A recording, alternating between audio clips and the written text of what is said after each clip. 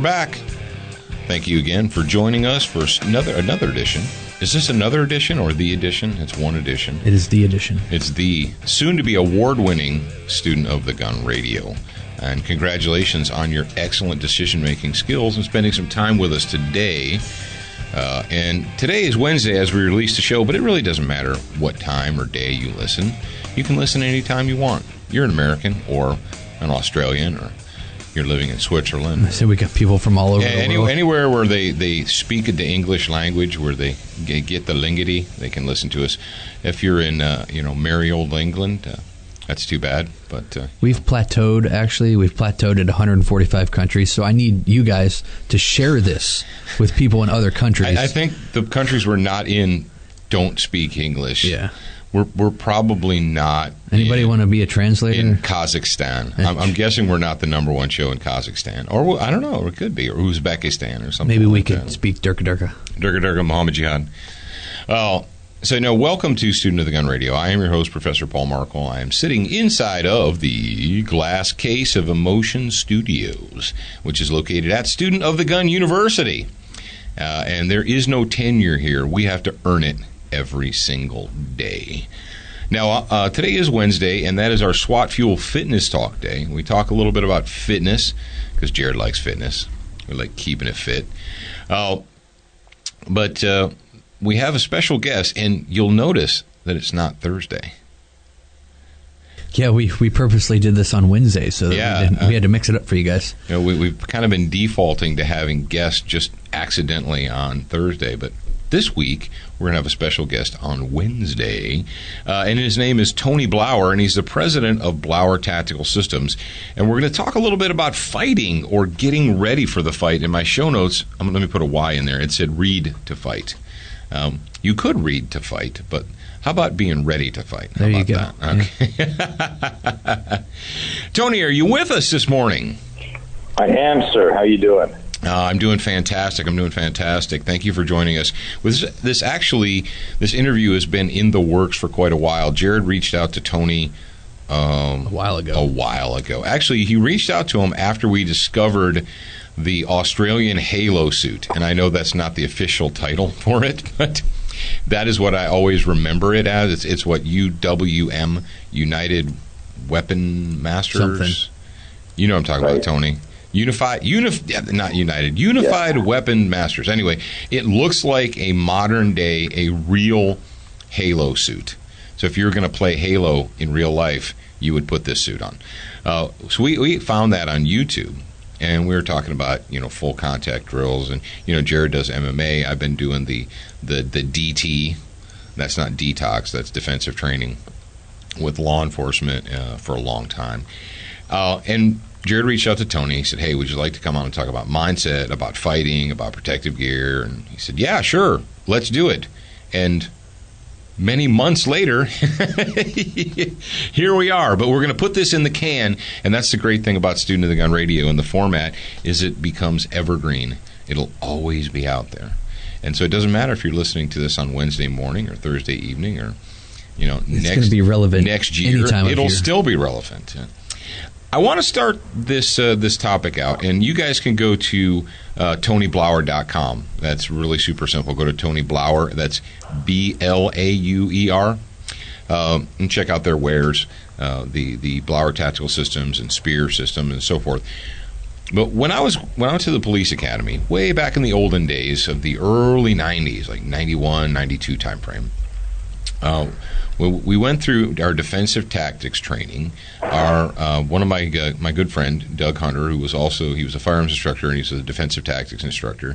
He broke out the quintessential Red Man suits. No, not Red Man, the chewing tobacco. For some of you rednecks out there, Red Man would be these red foam suits that you put on to protect you from getting injured during defensive tactics training. And we did our thing. We've talked about it before, but I wanted to mention it to Tony and get his take on it. And this is all the way back. Remember, this is way before the current, Comrade Barry administration. This is before Black Lives Matter movement campaigns. This is before the U.S. Attorney General is going to investigate every local and municipal police department for pattern and practice behavior. This is way before that. We're talking, essentially 91, 92 time frame. And so we did our training first day. We got and as young guys, young cadets, the class was filled with, I think half of us were prior service military. So you got a bunch of young dudes in their early 20s. We're all amped up. We've got our training batons. We've got our foam suits on, and we're practicing things. We're practicing suspect takedown. We're practicing arrest. All that stuff. Have a great time, because young guys should, in the real world or in a logical world, young men should want to tussle. That's what they're all about. So we did that the first day. Had a great time, and we talked about it, and we're like, oh, man, that was great training. And so the next time the DT, defensive tactics training, that day rolls around, we get up and we get our gear on and make sure that no one has live ammo on them, and we start doing handcuffing techniques and de-escalation techniques and this and that. And so all the young guys were all like, oh, when are we getting the suits out? Or Doug, when are we going to get the suits? We got to get the suits. We got to get the suits out. And he's like, oh, well, we're going to do this today. We're going to do this and this. And so finally, like during a break, like, what's the deal? When are we going to get the suits? And he's like, oh, well, we're not going to use the suits today. And so we're all, we're like 20-something puppies. We're like, what? But we want to throw people around and bang them off walls and stuff. That's what we want to do. Well, Doug became a good friend of mine, and I talked to him about it, and I was like, well, what's the deal? And he said, oh, we're not allowed to use the suits in training anymore. I was like, because?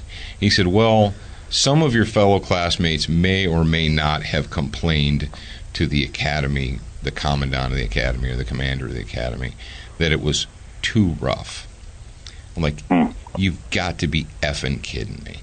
Now, here's what happened. We had 4 chicks in my academy class. And my academy class was relatively small. It was only like 24 people. It was a sheriff's academy. And these 4 chicks went to the commandant of the thing and filed a complaint that the defensive tactics training, the preparation for the real world that they had experienced, was unnecessarily rough and harsh.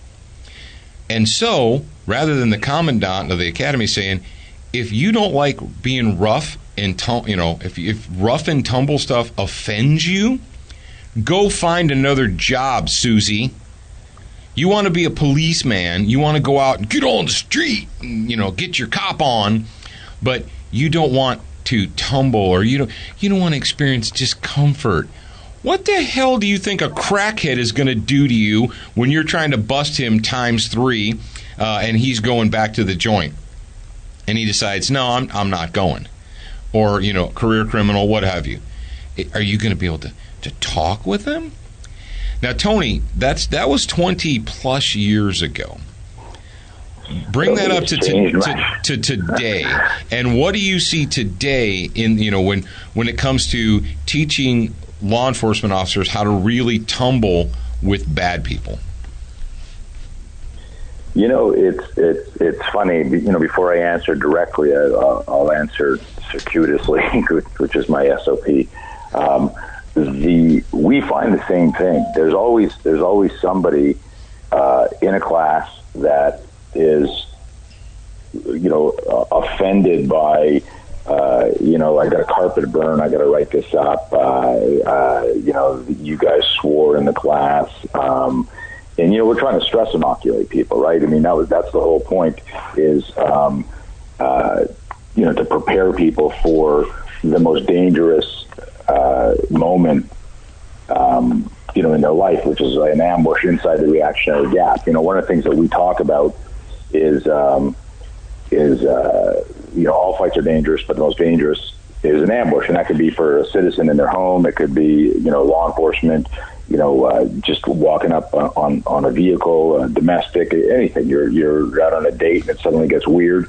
Suddenly you realize, holy shit, I'm on the X. And what we found, even to this day and age, even though the world has gotten more crowded and the world has gotten more crazy and the world has gotten more brazen and more violent, you still have people complaining about training. And I wrote an article for Caliber Press recently, just saying, like, you know, if you apply to play tackle football and then you bitch about the training and the contact, you know, like, what were you thinking? So you've applied to be a police officer. You know that part of this is going to be looking for dangerous people in dangerous places. And we have a maxim that says that if you're looking for dangerous people in dangerous places, guess what? You're in danger, and you better prepare for that. And at the end of the day, you being us, me, you, we're responsible for our own safety. And the bad guy doesn't give a shit. So I find, ironically, Paul, you listen to the story, I was shaking my head with a silly grin on my face, because you would think we would learn, but there's always going to be someone in the class who is just offended by reality. And I've always said that, you know, the same thing, whether I'm teaching, a rape prevention class, and I suggest some sort of strategy, and some woman goes, "Oh, that's disgusting. I would never do that." I go, "Well, then you're going to cooperate with a rapist or a serial killer, and I can't help you." Yeah. You've got to, you know. So, and you know, at the Red Man suit, which was, you know, the original, you know, scenario suit, you know, we designed the Hydra suit, which people can read about on our website. And this is like the Red Man suit, for people who don't know what that is, that's like looking at like the old life preserver. It's big, fat, bulky, you know, closed cell foam that was just there to create like a barrier, like an airbag, you know, between impact and your body. We created a suit based on this impact reduction concept. Our suit was like 3/4 of an inch thick, and you wore it. It actually kind of looks like that Halo suit you're referring to in the beginning, and that hurt. We built it with this impact reduction principle, and this is 1993 when we launched it, but we would tell people, if it doesn't hurt, you don't learn, and training shouldn't injure. I'm going to be very clear about that. Training should never injure, but it should always hurt. It should hurt. That's exactly. the only way that, you know, it's the same thing, you know, you know, if you're doing like non-contact MMA, you're not doing MMA. If you're, you know, you can only go so far, you know, with a blue gun or a red gun. At some point, you got to get in the range, and there's got to be some kinetic movement where you go, that's what recoil is. That's what the sound is. And these are, as a metaphor, this is the hurt. This is the part that scares you, and you stress inoculate to it until you know, you get clear with it. Well, that's something that we've talked about previously, and just so Tony, so that Jared doesn't have to beep you every. We have a family friendly rating, so. Okay. Right. Yeah, I forgot to mention that. Yeah, Jared should have mentioned that in the brief. Have I been through? No, he didn't pre-brief me, because I gotta turn off my Dennis Miller then. It hasn't been too bad. Well, we talked about that with either it's Sims training, or if you're doing the less expensive airsoft training or what have you, is if you allow your officers, if you tell them, okay, we're going to do Sims, we're going to do this, and then they show up with, you know, a sweatsuit or jogging suit underneath their uniform. They're all padded up like the Michelin Man, you know, so that they can hardly move their arms, because that stuff hurts. Well, yeah, it's supposed to hurt, and it's not going to help you if I pad you up like the Michelin Man, and you know, stepping into the scenario, oh, it doesn't matter whether I get shot with that thing or not. It won't hurt because I've got all this padding on. No, you're supposed to be avoiding the hurt. You're supposed to do it right so you don't get hurt. That's the last thing you want, is for people to think, oh, I'm impervious to this. You know, it's the Knight syndrome where they got all the armor on. Yeah, and if I can interject another thought there, just in terms of training design, and it was something that I think I would like to say that my company and my team really spent a lot of time kind of reframing the community, and it took us many years going down whether it was FLETC, DOD, Pentagon, explaining to them that gear that's too bulky creates this Superman type movement on the part of the role player. and the role player needs to move realistically and replicate what's going to happen in the street if you're going to stress inoculate it properly. So, our brain, the neocortex, memorizes everything it sees, and it just brings in stuff. And this relationship, we do a lot of work with neuroanatomy, and that was that's the foundation of the SPEAR system, to have a behaviorally based protective system so that anybody, regardless of gender, age, or background, can get better faster. It's a hack. And it's not a hack in the shortcut sense of the word. It's understanding that your reptilian brain, your old brain, that kept you alive, since 80,000 years ago, since Paleolithic times, moves and thinks a certain way, and it bypasses cognition. And so whether you have a trained response or an untrained response in a high-stress situation, your reptilian brain is going to do what it wants to do.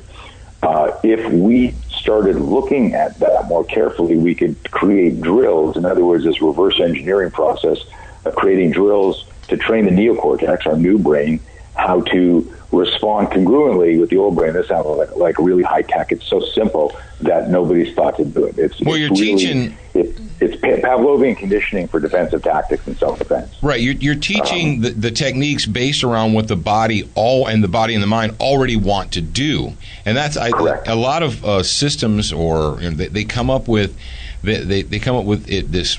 Well, and the good idea fairy lands on their shoulder, and like, wouldn't it be cool if we tell them to do this? And at one point, sometimes people will say, well, if you do enough repetitions, you can teach a person to do anything, and that is true to a certain account. But the fact is when you're talking about cops, when you're talking about cops, citizens, people, what have you, most of them don't have the luxury to go to a training arena 8 hours a day and master that. They're going to go to a class, and they need to be able to learn something in the class that they can easily replicate a month from now, 2 months from now, a year from now. People are like, oh, man, this technique, blah, blah, blah, blah, blah. You're like, yeah, that technique is great if you train 30 to 40 hours a week in your own dedicated gym. You can master that technique, and you're going to be a super ninja at doing that. But most humans aren't going to be able to do that because they have other things to do with their life. It's kind of like if you watch the movie Spartacus, or the TV show, the TV show Spartacus, the Starz show, and I watched it and I was like, except for being a slave and being at the mercy of a guy who could just throw your life away on a bet, that actually would be kind of a cool life, because you get paid, or your job is just to get up every day and train and then go fight. Kind of like being in the military, I'll strike that, reverse it. Kind of like it used to be in the military. Now today we don't teach people to be mean and to fight, because that hurts the enemy's feelings, and we're more concerned about the enemy's feelings than we are about the lives of our troops. But that's a topic for another day. Definitely. Yeah, no, I agree with you with the the whole thing is, and then there's even evidence that says that that old martial myth of if you train this 10,000 reps, it'll be there and part of your muscle memory. There's significant evidence that that's not true when the stimulus is introduced a certain way. So and that's that total ambush. In other words, a butterfly can make you flinch exactly the same way as a wasp. If you're allergic to wasp bites, you turn around, there's a wasp flying at you, or suddenly you see that kid or that adult flailing and their hand coming up, and they don't want to get bit. But you can also turn around, if there's like a butterfly right there, is your startle flinch response will start and trigger the same movement as if you turned around and there was this wasp or a nasty spider, hanging off a web. And so visualize anything that makes you go, whoa, and flinch like that. What happens then is the brain, so the reptilian brain senses something's too close and it's not sure what it is, and it reacts.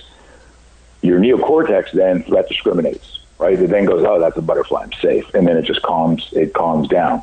And so it's like, that time you walk around the corner, maybe texting or thinking about you being late for a meeting, and someone else is walking around, and you both almost bump into each other, and it's that moment of, whoa, where the hands start to come up and towards your head, the flinch starts. But as soon as you recognize the person, you're safe, everything shuts down.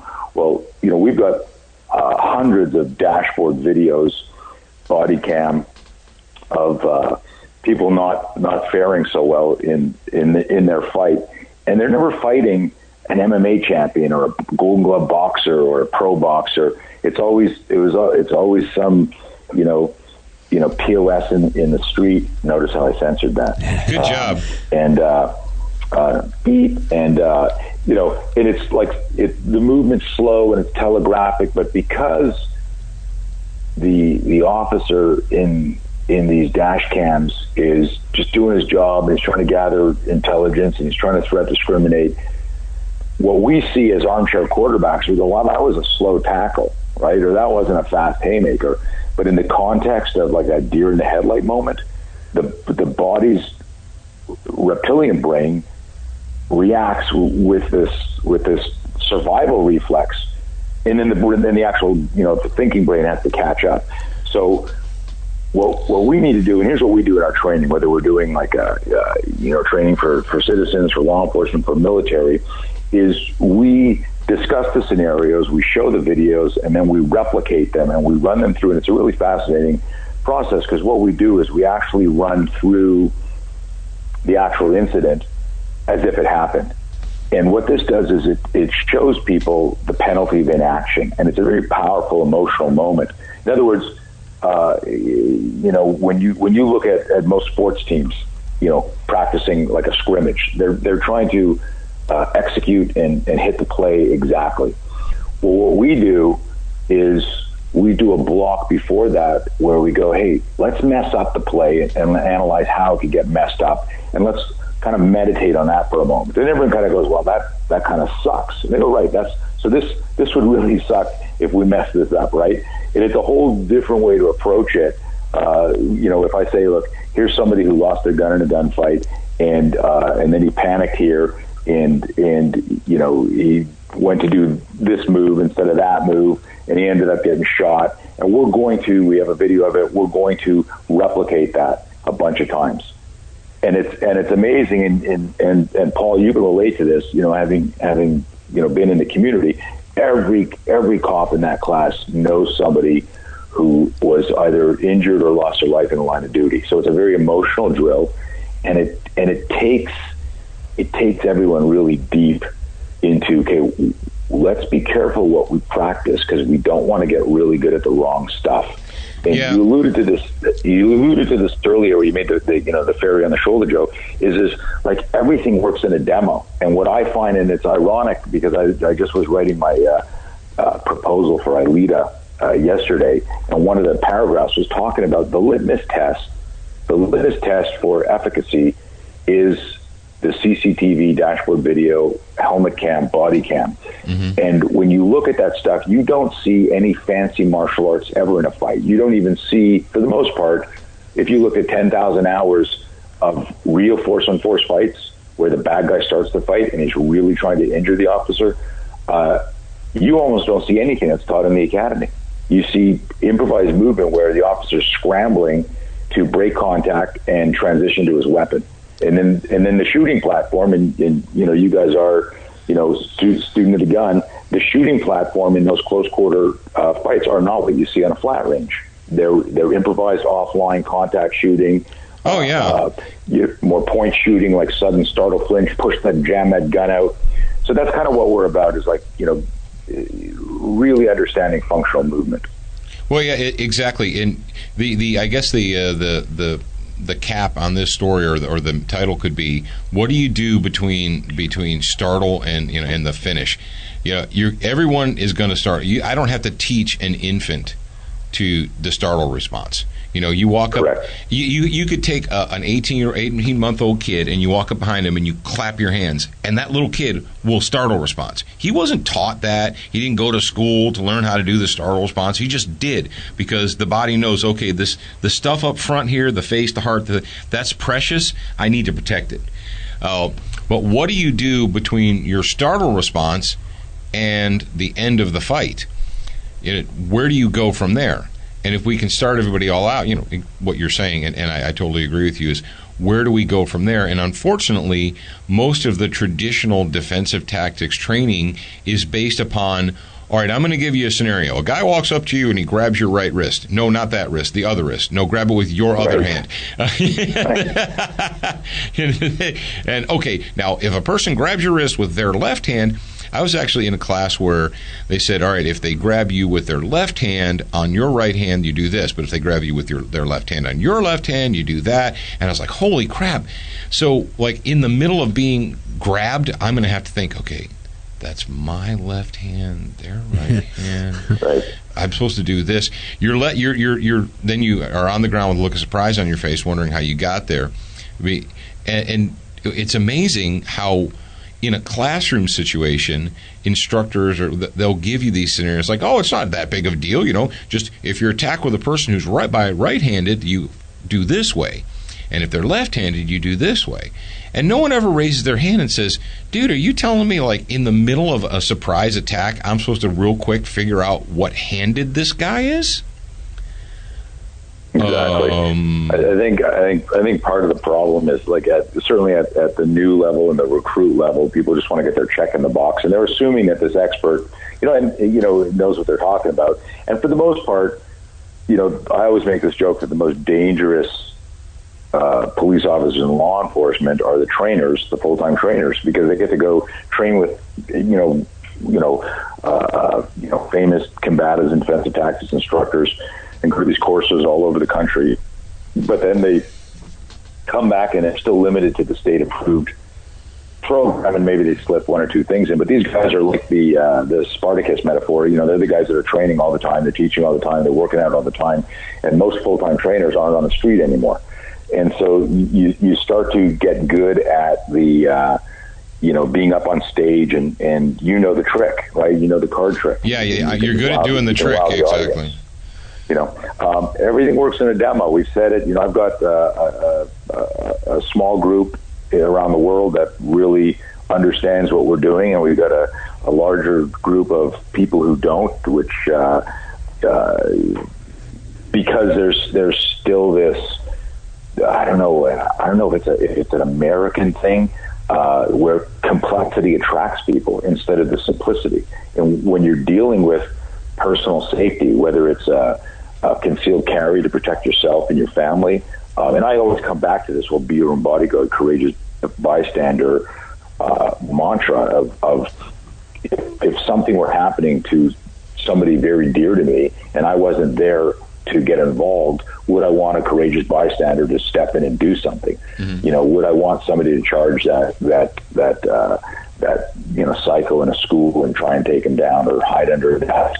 And so what we talk about that a lot in our seminars is, what is that mindset? If we go back to your thesis question of, okay, so we're all, and incidentally, there's I believe it's called the Moro reflex, where you can have in ultrasound, you'll see babies flinching. So the startle flinch is hardwired. It's part of our physiology. So it's not even like an 18, a month old or a year old or and trying to startle them outside.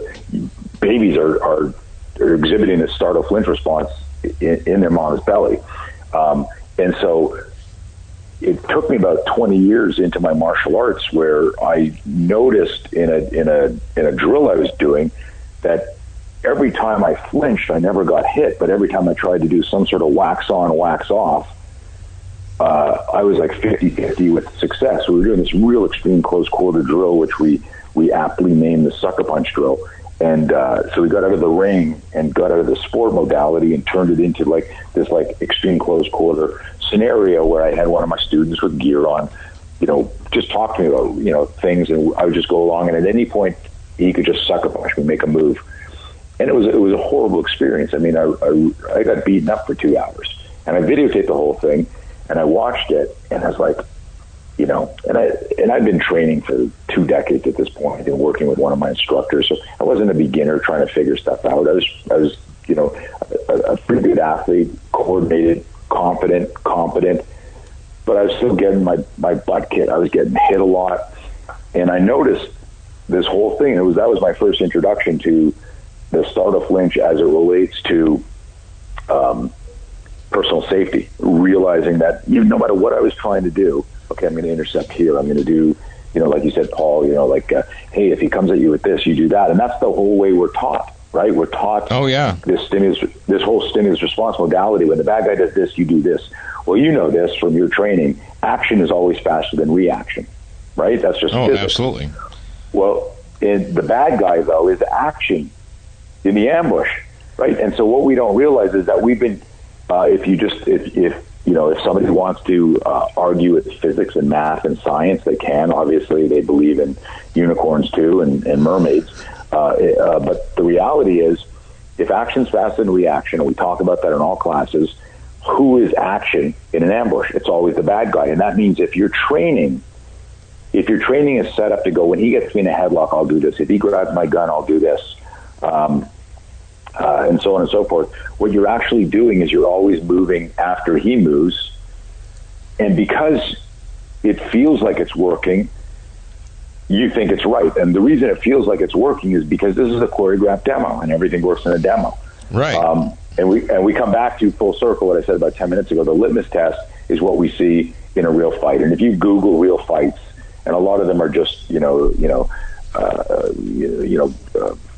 mono macho drunken idiots fighting in outside school. I'm not talking about those fights. Those aren't legal self-defense, credible threats. But I'm talking about real attacks on citizens, real attacks on police or military. What you see is human movement. You see scrambling and functional people trying to break contact. Rarely do you see anything technical. And so what we're trying to do, and it's kind of been a movement. My role as the CEO of Spear is to try and inspire anybody teaching personal safety, combatives, defensive tactics to look into physiology, physics, and science, and incorporate this foundational information, because this is what you carry around with you. And your startle flinch is we liken it to an airbag in a modern car. The accident triggers the flinch. You don't have to learn it, like you said. It just, those hands come up to protect your head. The body, it's ingeniously designed, and this is how cavemen fought. And what you do after, and you asked, probably the most important question is, okay, if we're all going to flinch, what do we do after? Exactly. Where do we take it? When we flinch, our hands come into motion. And an important consideration here is that if you have a lot of law enforcement listening to this, if you've got your flashlight in your right hand and you're looking at somebody's ID in the left hand, it's low light, vehicle stop, and they suddenly make a move, when your body flinches, it contracts around whatever it's holding. And so there's a danger if you thought you were just going to do wax on, wax off. If you're holding something in your hands, you will clench down on that. So you could have a drink in your hand, a flashlight in the hand. You could even, be holding a suspect and suddenly he peels out with the car or he goes for your gun. Your hand will lock down around that. And so we address that in the class. There's got to be a release of the cross-extensor reflex. And again, this is all physiology. What we need to do is get to the left of the ambush, left of bang, as the expression goes in the military. The problem is with that is that, if that is just, something written on the training hall wall, if it's just a tactical fortune cookie, and we go, hey, get to the left of the ambush, get to the left. We need to give people sequential drills so that what we're doing is we're training their brain to start making decisions as they pick up pre-contact cues. And this is language you're familiar with, but what I found, having been in this industry for, I've been coaching for 36 years now, and been specifically training law enforcement military for 20 years, there are capability gaps in the training and how that conditioning is done. And what we need to do is massage. There's a part of your brain called the reticular cortex, where there's anticipatory cells. And when you do certain types of training, what you do is you get people. It's like a false start at a track and field meet, where there's the anticipatory cells, and that athlete is waiting for that gun to go off. And if the starter hesitates a little bit, or his timing's off, there's somebody that's always false starts. And it's not because he's an amateur. It's because he just wants to win the race so bad, right? Right. And so, right. So it's really cool, and that's how we designed the training. But what we're using is when your body flinches, you inhale when you flinch, which is the more effective way to express power. You know, if you've ever done any weightlifting, you know, you inhale, and your hands come up, which activate your fast twitch muscle fibers. And there's some research that we did where we compared the extensor versus flexor biomechanic chain. So the extensor chain are, you know, the muscle groups that are, you know, pushing away, like doing a push-up, where your flexor, for people visualizing on a radio show, would be like if you were doing a curl. And when you flinch, your hands come up, and if there's space, they want to push away the danger. And that extensor chain is incredibly fast and incredibly powerful. And so what we do is we teach. We've got a bunch of videos online that don't cost anybody anything. Just, you know, Google Tony Blauer, Startle Flinch. Good video to watch is if they just Google Tony Blauer Hicks Law and Tony Blauer why Startle Flinch. There's some good lectures and demos on what people can do to understand when we say, hey, splay your fingers and get your arm outside 90. It creates this real tactical frame, and all it is it's understanding proper biomechanics and leverage, and it's strong for everybody regardless of gender. And we use that as a you know, so the metaphor here is stimulus gets introduced too quickly. If the bad guy is in close, you flinch, that's your airbag going off. Now this is the counterintuitive part. You need to embrace what's happening and go, hey, this is my 80,000-year-old survival DNA working for me. My awareness was compromised, otherwise I wouldn't be here, right? That's what, right. You know. And then so hands come out, and what we want people to do at that moment is to continue with the extensor chain and drive right into that threat. And something's got to be very close to you to, we talk about inside the space of an elevator. You know, someone's within arm's reach to make you flinch that way. Drive into them. So if you're transitioning to a concealed carry, or they've got a weapon out already, the worst thing you can do is take a step backwards at that moment, because you expose more of your target. And this is the counterintuitive part. Yeah, this is the real counterintuitive part, where people think moving away from danger is safer, but at extreme close quarters, moving towards the threat is actually safer. Exactly, because and they're also, if they're a prepared bad guy, most of the people that are attacking you are not you aren't the first person they ever attacked in their life. You are like the 87th, 90th, 150th person that they've attacked. So they know the drill, and they know what they're expecting. They attack you, you take a step back, they close the gap, they finish the deal. And you need to do the opposite. You need to do what they're not expecting you to do. They expect you to retreat. And we could we're actually already 38 minutes into this. Yeah. But and we've got some other business we need to take care of today. But Tony, I guess what the best thing, number one, people go to just go to TonyBlauer.com, or you can go to YouTube and you can, you know, type in Tony Blauer, you know, reflex, sucker punch, what have you. But the key for the listening audience, whether you're a police officer, whether you're an armed citizen, whether you're just a dude or a dudette or what have you, is you need something. Something has to be there. You have to have something in the cupboard. There has to be something on the shelf. You can't just make it up and say, well, you know, if it ever happens, I'll know what to do. That is a recipe for disaster. Yeah. If the cupboard is empty, it's not going to miraculously fill in a crisis. And if you think, well, I got my concealed carry permit. And, you know, Tony, that's something that we talk about all the time, is people, before they get their concealed carry permits or before they start carrying a gun, they do all the other stuff. They have, you know, the pepper spray or that crappy stun gun thing from the mall or whatever, and they do all that stuff. And then they get a permit, and they're like, I went to my class, you know, I took an 8-hour permit class, and now I have my gun, so I can forget all about that. I can't tell you the number of times that I've talked about defensive tactics around gun. People are like, what do I need that for? I got a gun. Okay, we're in an elevator, and I attack you with my bare hands, and you've got a gun. I hate to break your heart, but I'm going to hurt you really bad before you can reach down underneath your jacket, pull up your shirt, whatever, and pull that thing out. It's just the reality of it. And the worst thing you can do, I think, and you probably see, I know that I see it in the dash cam videos, is a cop is attacked, and rather than to instantly respond to the threat that's within touching distance, they try and back up, and their hands scramble to their belts. And they're backing up, and all the person has to do is take 2-3 steps forward, because they're going to go forward way faster than you're going to go backwards. Yeah. Close the distance on you and finish it. Do something else. Put something in the cupboard. I want you guys today, after listening to Tony and myself talk about this, I want you to think, is there something in the cupboard? Do I have something in the bag of tricks, or is the bag empty?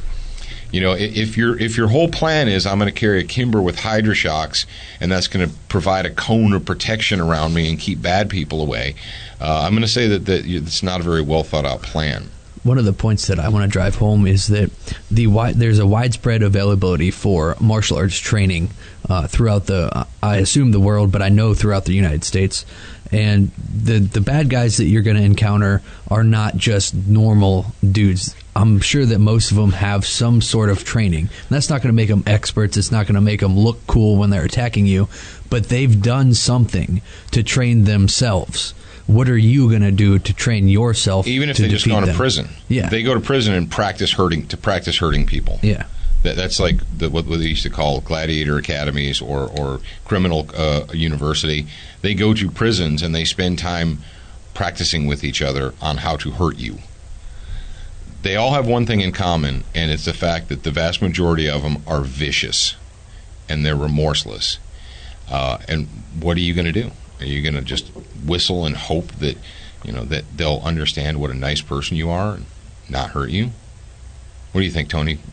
Can we dialogue? Can't we all just get along? What I want to do is I want to add not a softer, but I want to say two things. For my experiences is in studying bad guys is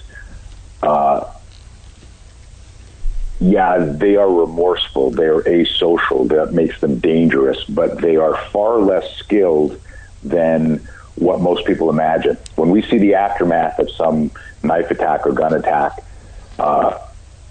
we visualize what we see in the movies. And this is an interesting point for people to meditate on. And there are those anomalies out there, the real trained people. But if and you might remember this, Paul, did you ever see some of the recovered footage of Al-Qaeda training? I'm sure you saw it at some point. Oh yeah, they look like retards. Yeah. But before we saw that, how scary was it to think, what would we do if these guys invaded a hospital or a school? But then when the video came out, I remember watching. I was talking at the ITOA up in Chicago, their Tactile Association, and there was a special presentation on it, and no one had seen this videotape. And like my heart was pounding, and adrenaline going, just like I was going to watch my first dashboard video. And then you saw them, and they were freaking horrible. In other words, it was like watching. I'm originally from Canada. I live in the States now. It was like watching like a Canadian football team, and then watching an American football team, and going, if these guys played, no, this is going to be a shutout. There's going to be a crazy score. The dangerous part of these people is that they're asocial, that they're not going to, come in and knock on the door of a special operations team, that what they're going to do is they're going to hit a school or a hospital or a marketplace or whatever. And so what I want to talk about, just as a third variation of the cupboard metaphor, and what Jared said is like, hey, people are training, and it's true, but the real training is what you said, Paul, earlier, that like some guy doesn't wake up one day and go, oh, I'm going to do a home invasion today. I mean, these people are they started off as criminals when they were 7, 8, 9, 10, 11, and now they're 18, and they've been predators for 10 years, and now they're going to rape or murder or whatever, and they're good at this stuff. But I want the people to listen to this to go, that doesn't mean that you can't beat them. And I want people to remember that you are a human weapon, and you've got this physiology for survival inside of you.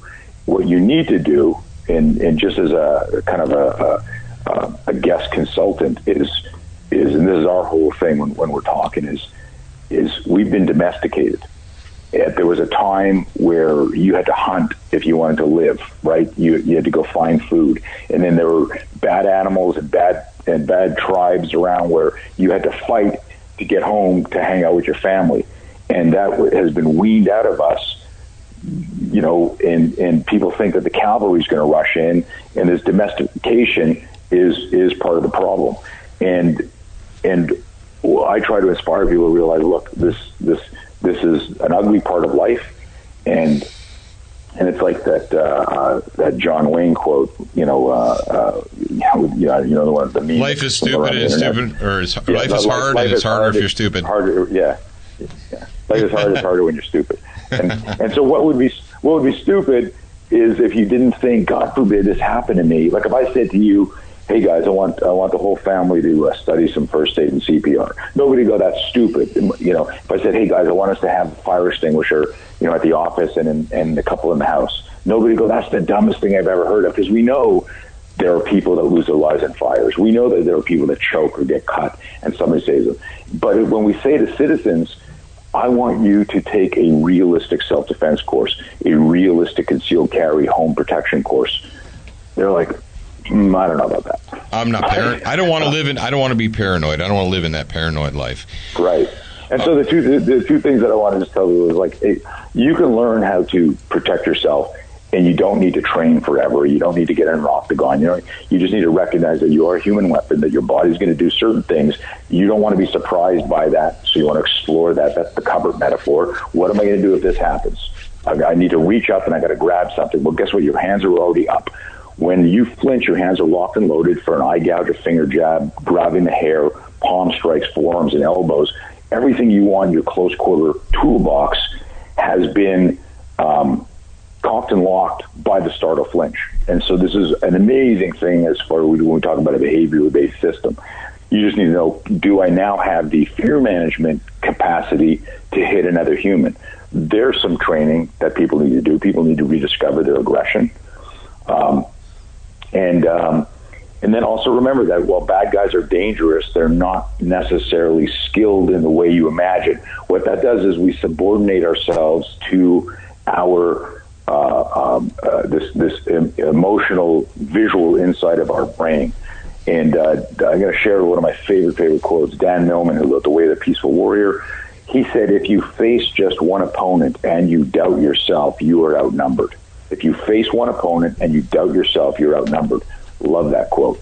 And so that's what happens is we see the news hits us, the news is manipulated. We watch, videos of bad guys. We watch videos, we watch movies with bad guys. And most people who haven't been in real situations, Jared, you're doing MMA. So you go, well, that guy looked like a badass. He had the tattoos and the cauliflower ear. But when I grappled with him, he didn't really know. You know what I'm saying? It's like, you're demystifying stuff. Yeah, I've been there. Right? Oh, man, he had a tap-out shirt when he walked in. No, that's I immediately know that they're fake then. Right, and so there are some guys that are real good, but a lot of times we make that mistake by looking at the shell and not the heart and the mind. Yeah. And so I just wanted to listeners out there is like, God forbid you're in a situation, you can't imbue imaginary skills in your opponent just because they're a predator. Mm-hmm. They need to prove that to you. You got to get into the fight, and it's what I call a choiceless choice. If the fight is going to happen, you have two choices: cooperate, and then whatever level of violence was going to happen is going to happen anyhow. And if the fight's going to happen, and you get into the fight, you do. And Paul, you brought this up. Bad guys don't expect citizens or anybody to fight back. That's why they started the real attack. This isn't like a sport fight. Yeah. This is a real attack. Yeah, they didn't do it because they want to practice fighting. They did it because they want to manipulate. Bullies, and we've been talking about this for a long time. The last thing a bully wants is a victim that's going to fight back, because they're not there to practice fighting. They're there to manipulate you, to bully you, to do whatever it is that they want, to impose their will upon you. I guess that's the best way to say it. And the criminal wants to impose his will upon you, and he expects that he's going to be able to because he's been doing it for years. And when he's not able to do that, it screws him up. up. They're like, whoa, hang on, you're not supposed to be fighting back. You're supposed to cower. That's what people do. They cower before me. And they don't want someone to fight back. And so instantly, people are like, well, I'm not very good, or I'm not very big, or I'm not very strong. Be aggressive. The last thing they're expecting is for you to be aggressive. And the moment you are aggressive, what's really sick is the security experts and the law enforcement experts that will tell people not to fight back. Just right. Be a good witness. That you lose my crap every time I hear that. But what you're doing is you're enabling the bad people to keep what they're doing, rather than tell people, look, even if a 98-pound woman fights back, and they're like, well, what if she fights back and loses? Well, okay, if she doesn't fight back, she's already lost. At least by fighting back, you give yourself a chance, the opportunity not to lose. All right, gentlemen, gentlemen is in Jared and Tony and everybody listening. Tony, I want to thank you very much for spending some time on the phone with us today. You've given us a tremendous amount to think about. Everyone in the audience I think now they're going to be like, oh, man, I didn't think about that before. So, folks, if you want to know more, go to TonyBlauer.com. Learn about the Spear system, the Blauer tactical systems, all they have to offer. Most of you guys out there aren't going to, go and buy fight suits, but you can learn. And that's what you need to do, is you need to put something in the cupboard, something in the tool bag, something so that when you startle, you don't just startle and freeze. You startle and move. Tony, thank you very much for joining us on Student of the Gun Radio today. We truly appreciate it. Thank you, gentlemen. It was an honor.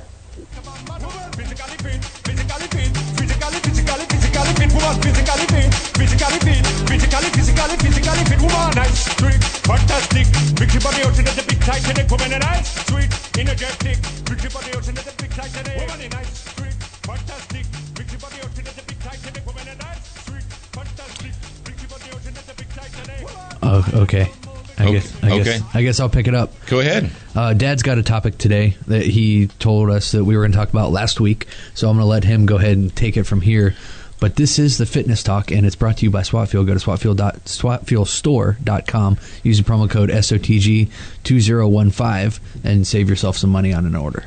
Now, what we wanted to talk about, it was kind of a pickup from last week when we were at CSAT. We were at the school, and Paul was running people through the Urban Defense Course drills. And if you haven't read the article, the review that we did about the Urban Defense Course, you can go to studentofthegun.com, click on the blog tab. If you're not subscribed, shame on you. But you can get a detailed after-action report about that. But one thing that occurred to me while we were doing that, while we were observing it, photographing it, videotaping it, Jared shot a tremendous amount of video, was that it wasn't just shooting. And a lot of oftentimes let's face it, we go to the range to shoot. And we walk from our car or truck to the line, we load our guns, we shoot, we walk back, and that's the physical exercise we do, is walking from the truck to the shooting line and the shooting line back to the truck, and then we're done. But the fact is in the real world, you're going to spend far more time actually doing stuff than you are going to be shooting. And all the drills that Paul set up in the Urban Defense Course were based around either previous scenarios that had occurred or likely scenarios. For instance, the one about the farmhouse rescue, where somebody calls you a relative or a loved one, or someone says that they're alone on their farmhouse or out in the country, and there's looters on their property, and are you just going to drive right up to the driveway? And if there are looters there, you drive into a group of looters, or are you going to park and get out and get yourself there? Or there's another scenario where you have a downed vehicle. You're in your vehicle, everything's great, and now the vehicle's down, and you need to get from your vehicle, away from the vehicle, to safety. And the big question is do your skills or does your conditioning match your goals or the requirements that you have for yourself? What is your goal? Not everybody has to be an athlete. Not everybody has to be an MMA athlete or, a triathlete or, do CrossFit or whatever. Not everybody has to do that. But you need to be realistic and say, if I can't, you have a 100-yard driveway or 100-foot driveway, or if you can't run from the end of your driveway to your front door or back without passing out or stopping to gasp for air, you might need to work on your conditioning. What do you expect your body to be able to do? And you need to ask yourself and have a realistic goal. Say, does my skill, does my conditioning match my goal? What do I plan to be able to do? What do I want to do? And if you're part of a Patriot Fire team, or you envision yourself as your neighborhood savior or the savior of your family, or you've taken the responsibility and you thought to yourself, well, it's my job. It's my job to protect my family. It's my job to protect my community. Okay. Do your skills and does your conditioning meet up to that requirement? Can you stay on your feet for 8 hours without it killing you? And I don't mean, stay in one place, but I mean, can you be up and moving around? And you say, well, I have a physical infirmity. All right, cool. People have physical infirmities, but being soft and lazy is not a physical infirmity. And let's face it, a lot of us have office jobs, cushion jobs, even people that work outside. Dude, even construction people today. Construction people when I was a kid were hardcore people because they were always doing stuff. Today, watch a construction crew. They're either standing or they're sitting on a machine. Very rarely do people use hand tools and do hardcore physical labor. Yeah, I know that if you're framing and all that, don't write me freaking letters. But the fact of the matter is we've gotten to the point as a nation where we've made our lives easier, which is good because we're supposed to be more productive that way. But at the same time, we make ourselves softer, weaker, and it's more difficult for us to actually do anything physical when physicality is called upon. So that is the SWAT Fuel Fitness Talk for today. It's do your skills and conditioning match or meet up with or equal your goals and requirements? Answer that question yourself. All right, we went way long. I hope you guys appreciated all that we did for you getting Tony Blauer on. This was a fantastic episode. A lot of information, a lot of valuable information, a lot of things for you to think about as a student of the gun, a gun carrier. Owning a gun doesn't provide a magic cone of protection around you. Paying a little bills, thank you to Crossbreed. Thank you to Century Arms, to Frog Lube. Thank you to our friends at Brownells, Duracoat, and Velocity Triggers. Check those guys out at their websites. Or if you're feeling generous, go over to their Facebook pages and say hello to them. And, of course, thank you to SWAT Fuel for helping us do the SWAT Fuel Fitness Talk. And make sure that you use the promo code when you go there. Ladies and gentlemen, children of all ages, we'll be back tomorrow. We will. If you guys are not subscribed on iTunes, go to iTunes. Leave us a review if you are subscribed. Go to studentofthegun.com. You can branch out from there. You'll find the radio show, the blog, all of the store. What else we got on there? We got deals and stuff like that. So just go to studentofthegun.com and check it out. Yeah, the hub. The hub. Download the mobile app. Watch us on Roku. Yeah, go to studentofthegun.com. You can actually go to the mobile app page where it tells you everything you do, and it gives you links to download it. Bam. So do that. That's that easy. All right, kids, remember, you're a beginner once. You should indeed be a student for life.